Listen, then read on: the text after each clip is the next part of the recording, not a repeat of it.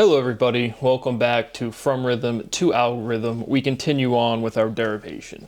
So yesterday we produced an extremely poignant result, trying to work up to this stabilizing linguistics, showing the iteration of sensorality.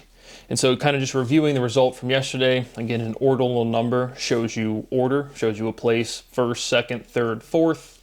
Anything past 3, right, all of them end in th. 4th, 5th, 6th, 7th, 8th, 9th, 10th. You can go up through the teens, but even like 20th, 120th, a billion, million, 20, right? It always ends. You're always getting back to something that will end with a th after 3. And so again, this whole entire proof again comes from direct physical motivation and derivation, showing a physical axiom and the pairing of a physical process, letter by letter, syllable by syllable, to a word. And so we're still building up to that, but the result is a complete description, right? You literally have the word first, you literally have the word second, and you literally have the word third.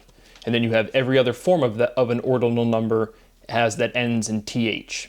And so what we've proven and what we've demonstrated is verbs are your base and nouns are your range.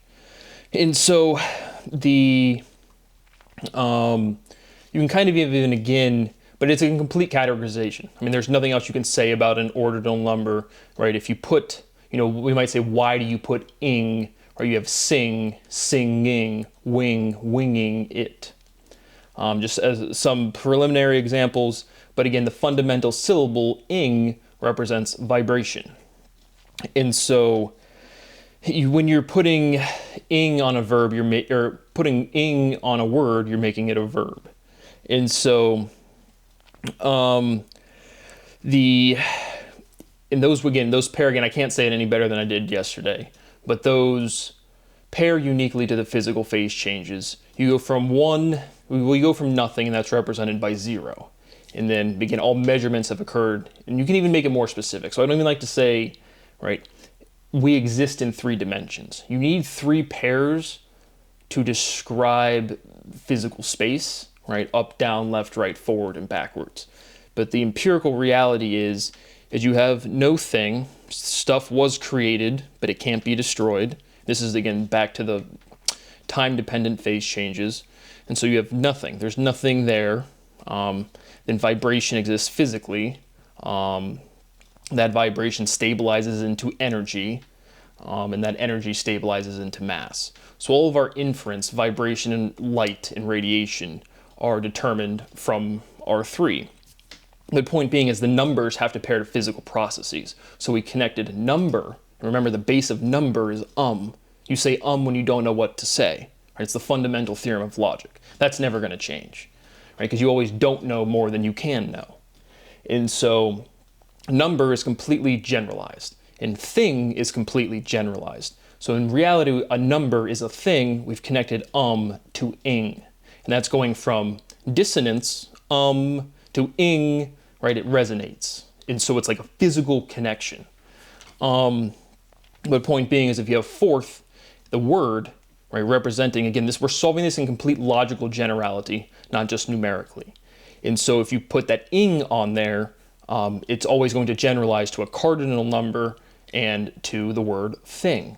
And then I even misspoke it, right?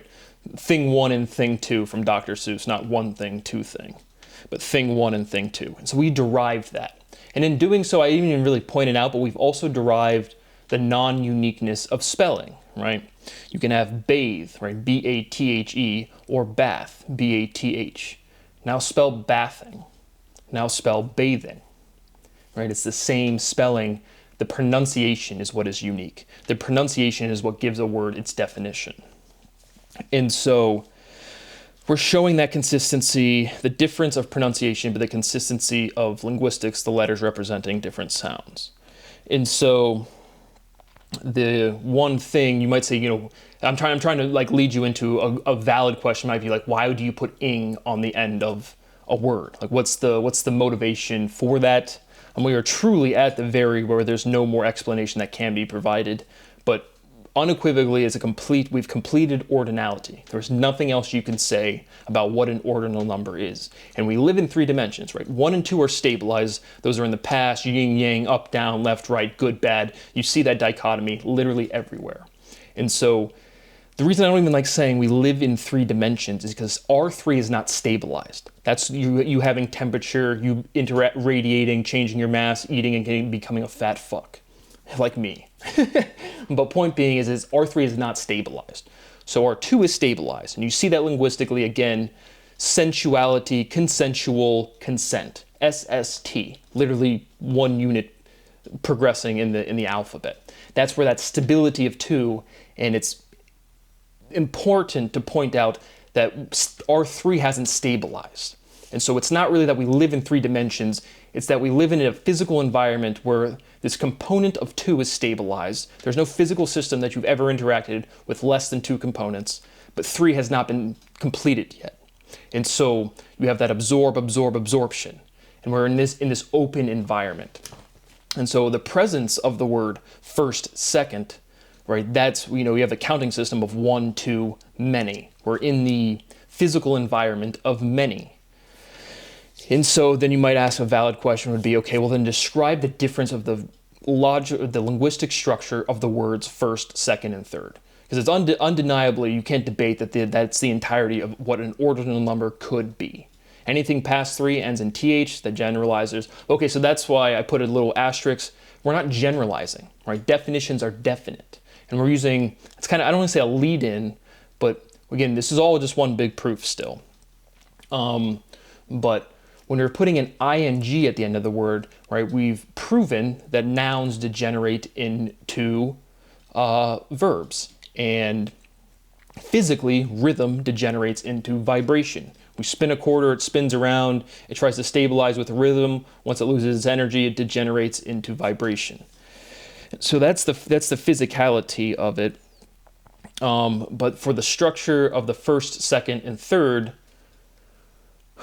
right, again, there's this I forget what I was just saying, but again, I'm not even re-deriving, I'm just kind of trying to, ordinality has been completely categorized.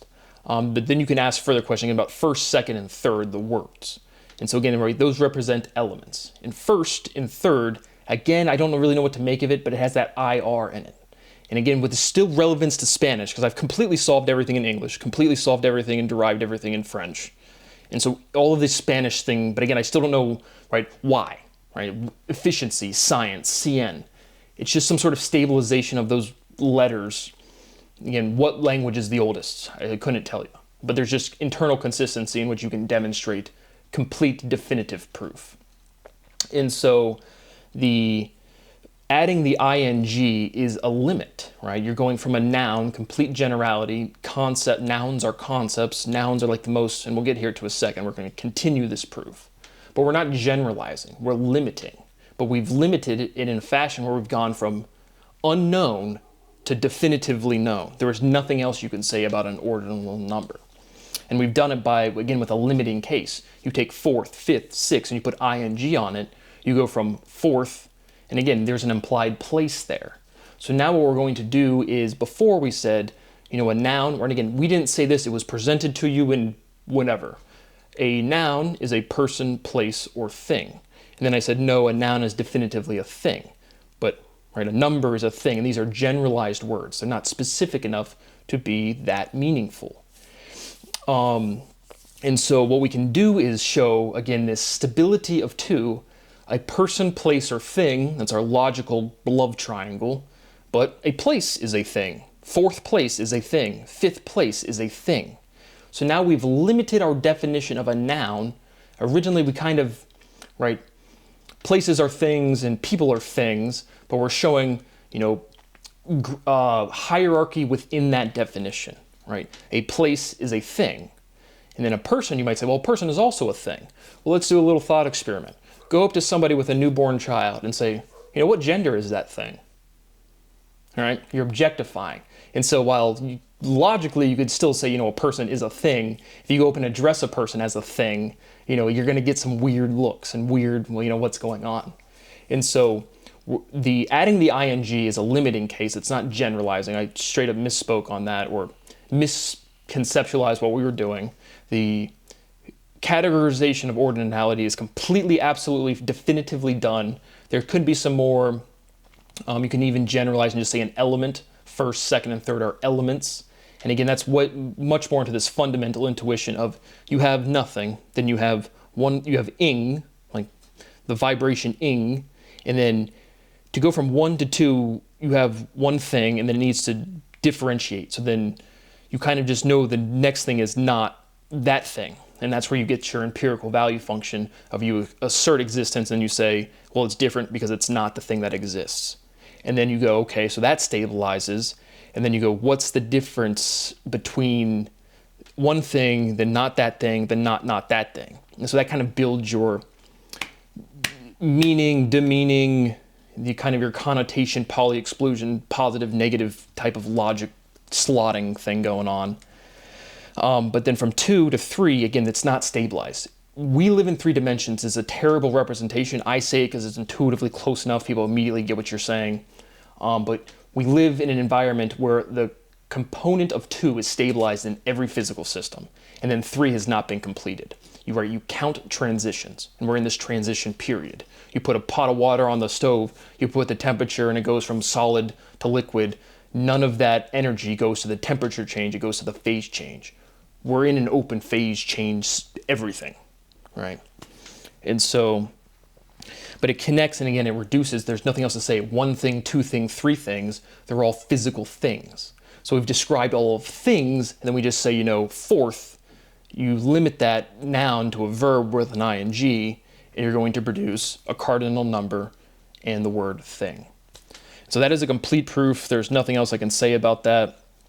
But then you could have some further analysis, again, of that first, second, third, some linguistic structure where second, again, second, secant.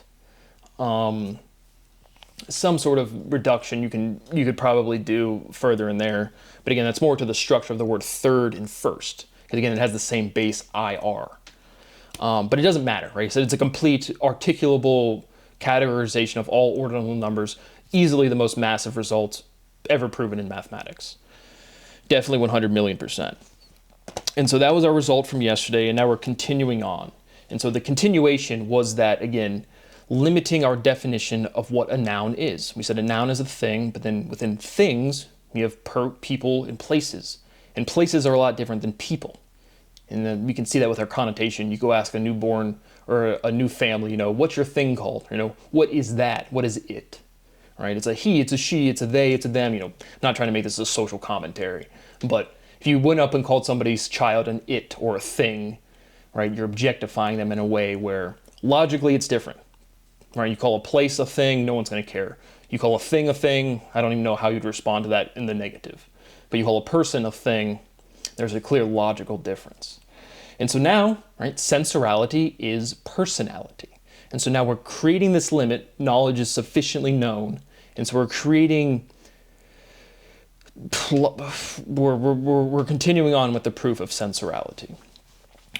So a person is sensorality is personality.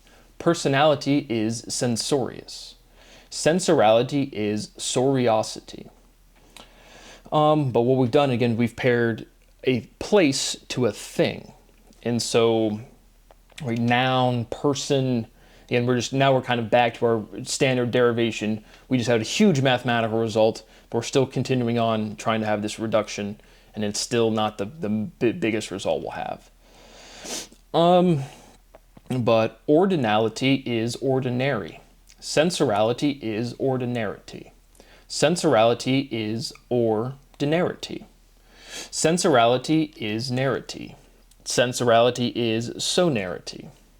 Sensorality completes ordinality. And then we can even see again that S, we're again with this, you have a little pendulum ball thing and it drops one little ball and it hits the next one and goes over there. Back to that analogy or intuition, and that's going on with our letters. All right, because then you can say sensorality, complete sordinality. Sensorality is sordinality. Soral is sordinal.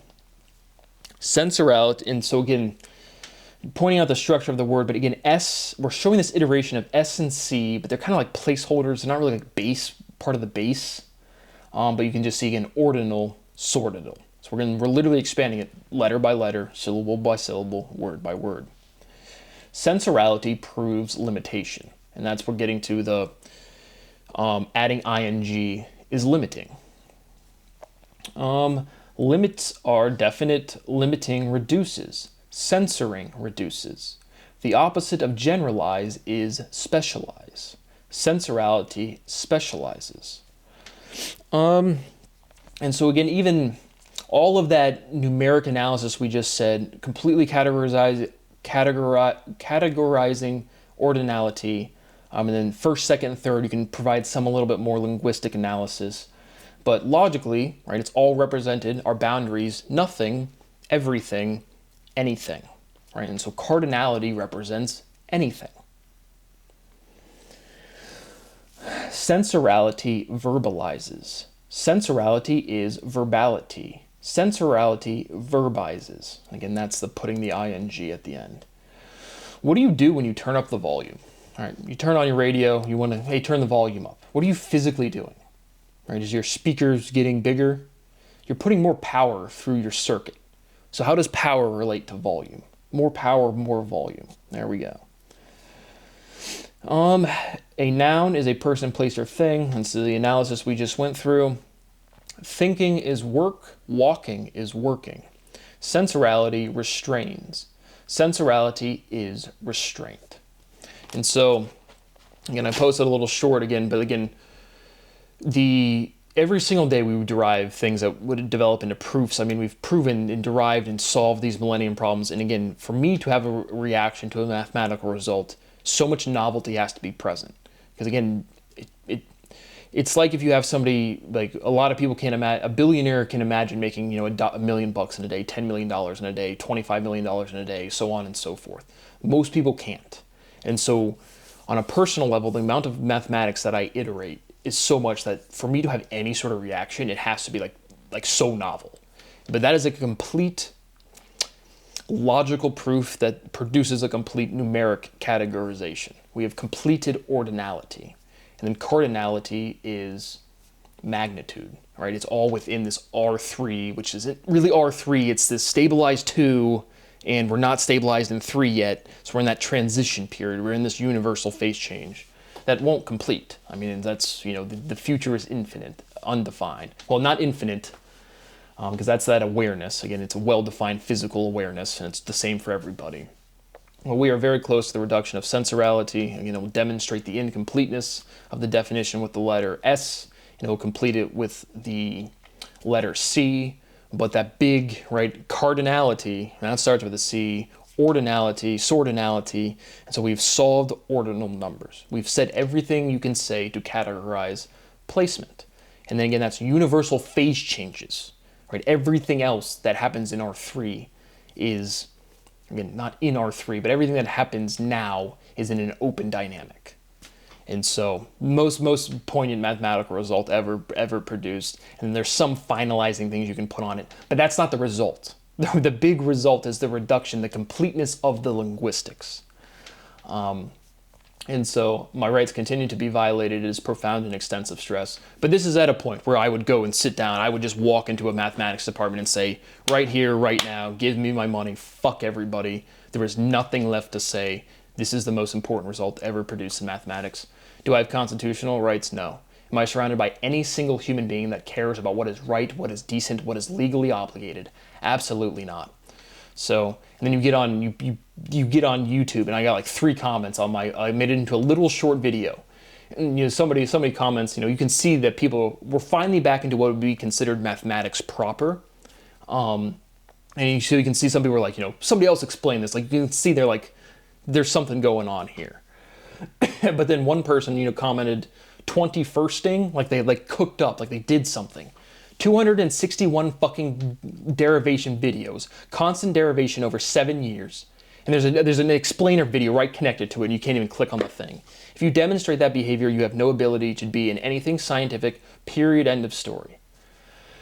So again, that's just documentation, delete the comment, deal with you when I can punish you. But regardless, like I said, I would 100% go down to a mathematics department and just sit in that office until you gave me my money at this point. It's not logical completion will show that linguistically through sensorality, but it continues to be profound and extensive torture. It is profoundly and extensively illegal. And there's no morals, there's no values, and nobody cares. And so again, but this is the whole thing. You produce the most poignant results ever, and people are too fucking stupid to even be like respectful. Which again, you don't need to go to school at all, period, to understand how to be respectful in another human being's life. Or any other individual's life.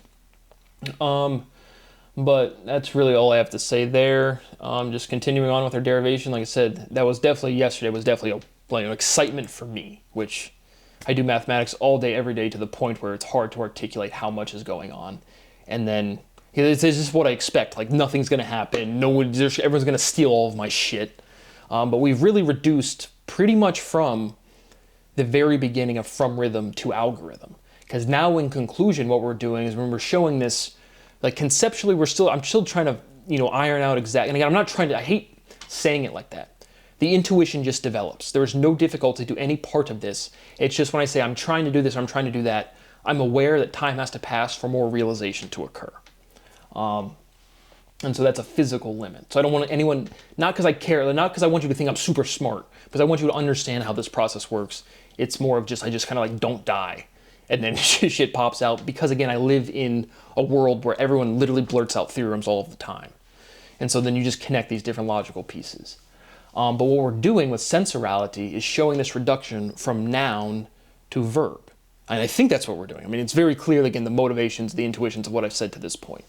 And so in the same way you take, a ordinal number, fourth, and then you add ing to it, right? You're limiting it, and then you get for thing. And so, the difference between rhythm, our base, and algorithm, our range, from rhythm to algorithm, now effectively we're trying to go from algorithm and derive and prove into rhythm. So we're going from sensorality. The difference between an algorithm and rhythm is filtration, right? And that filtration is life. And within that life, we have mass that is not life and mass that is life. So that's where sensorality is between rhythm, our base. We had to build up all of those phase changes and vibration and energy and light and all of that stuff. And then we started at rhythm to algorithm. And in the same way you put an ing at the end of a cardinal or ordinal number and you get a cardinal number and thing, we're going to show that reduction of sensorality, and it's somewhere sandwiched between algorithm down to rhythm. And again, very clearly the logical bounding of rhythm and algorithm, both being on rhythm, is overwhelming.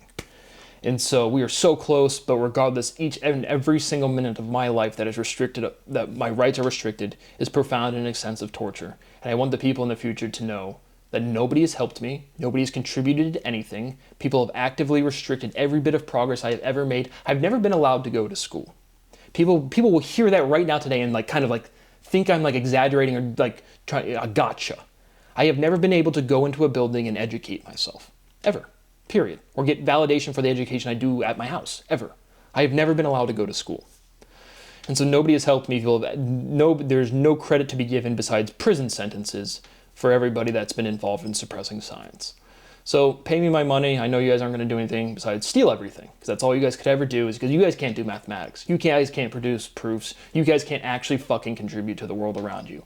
So continue to steal mine and subject me to profound disrespect. It's all illegal. One day that shit will catch up with you. Thanks for watching. See you on the next one.